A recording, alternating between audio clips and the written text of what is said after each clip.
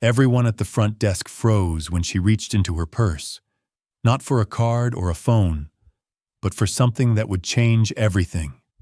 Janelle Thomas had been flying under the radar all day, and that was exactly how she liked it.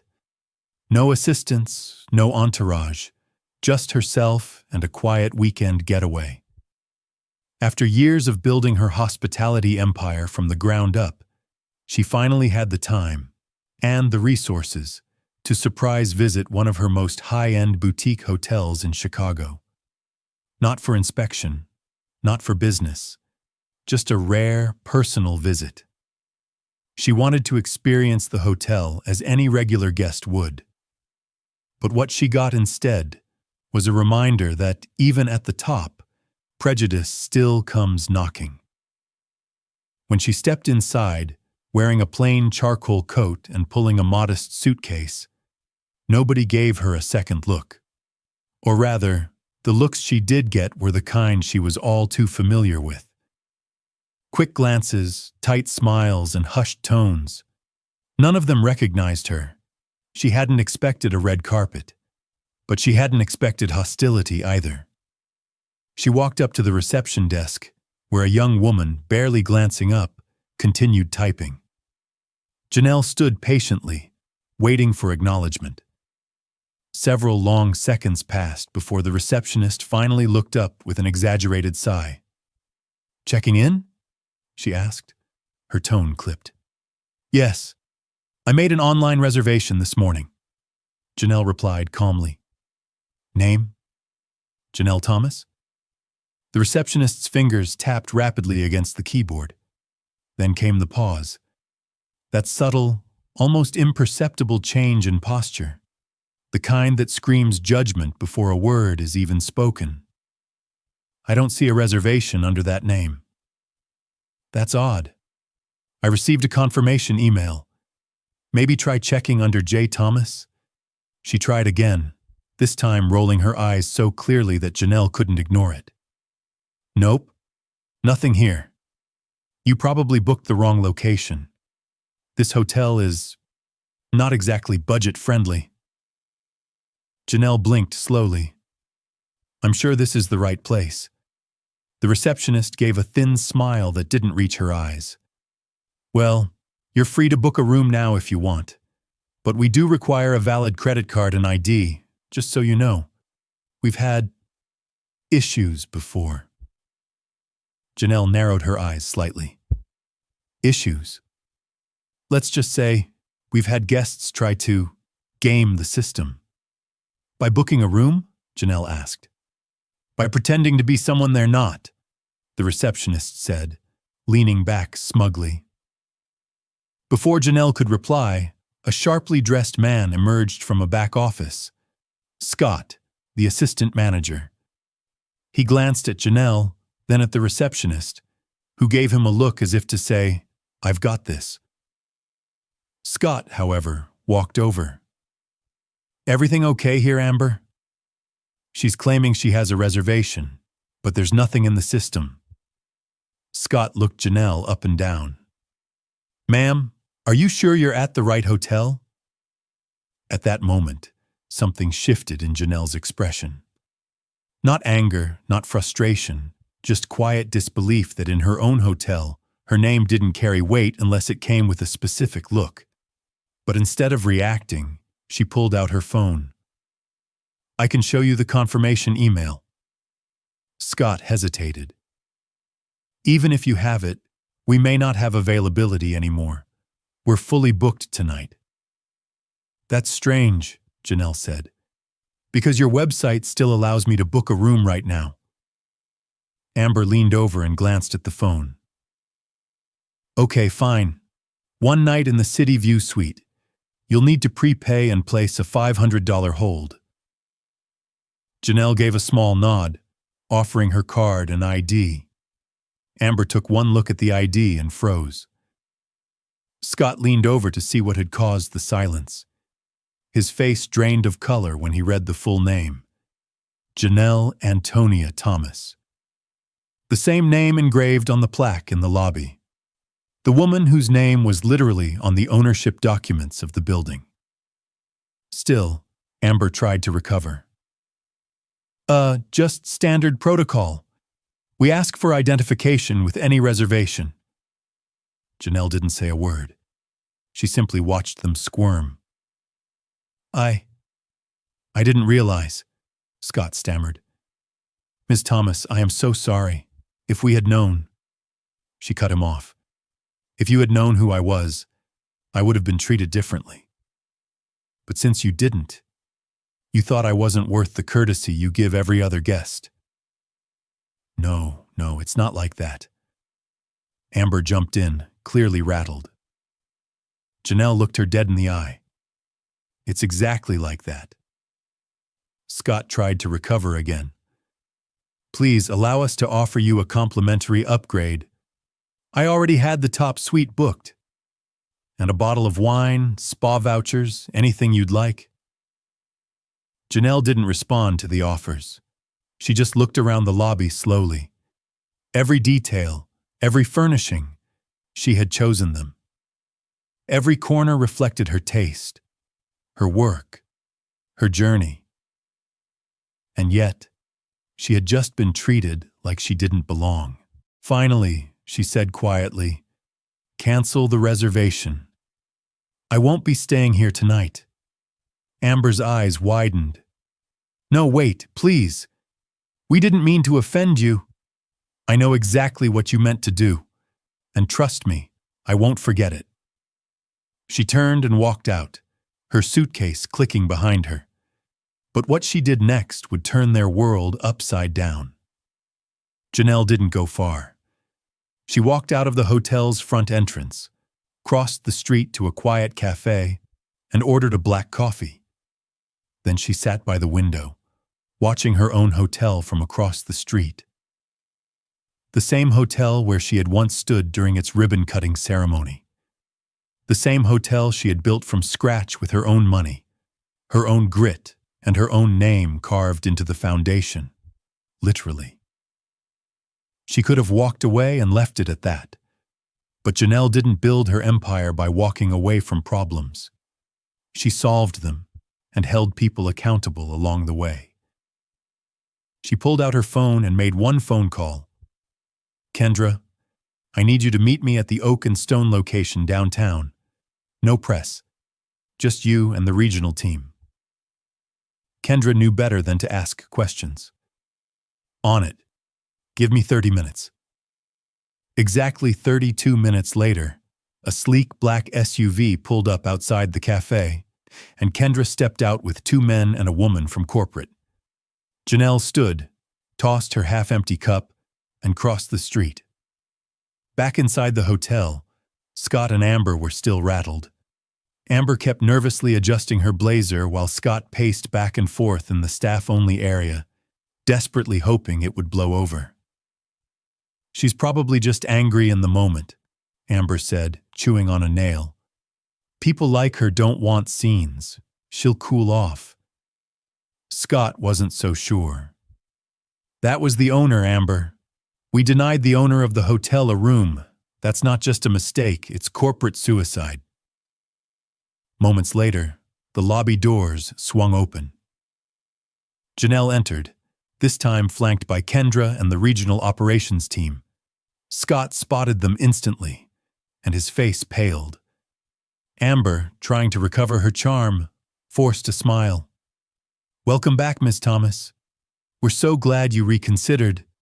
"This is not a personal visit anymore," Janelle said coldly. "This is now business." Amber blinked, clearly confused. I don't understand." "You will." Kendra stepped forward, clipboard in hand.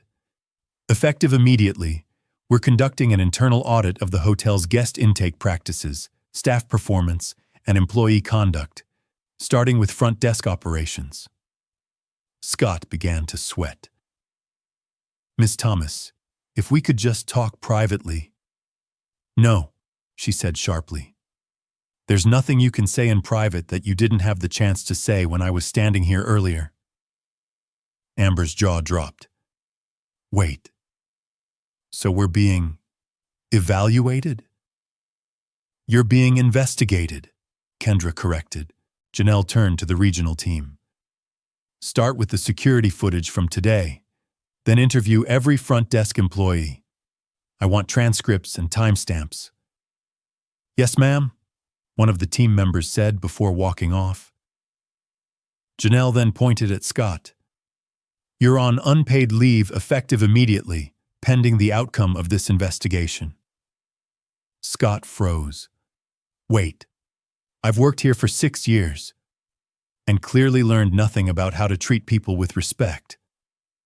Amber looked like she wanted to disappear. As for you, Janelle said, turning to her, your contract is being reviewed. Do not come to work until you are contacted. Amber looked like she might cry. Please, I didn't know who you were. You didn't need to know who I was, Janelle said.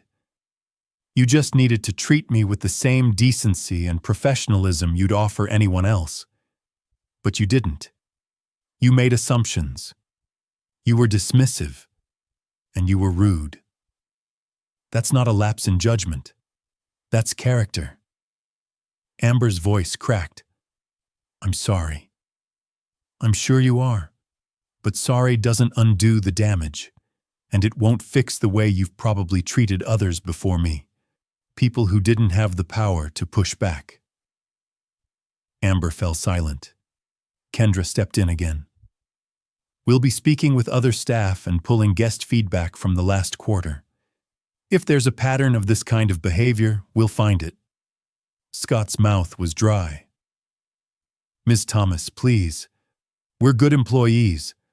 One bad moment shouldn't destroy our careers. Good employees? Janelle asked, raising an eyebrow. Let me ask you something. If I were an elderly woman, or someone in worn-out clothes, or someone with an accent, would you have treated them the same way you treated me? Scott looked away. The silence was his answer. You didn't make a mistake, Janelle said. You revealed who you really are when no one was watching. Unfortunately for you, I was.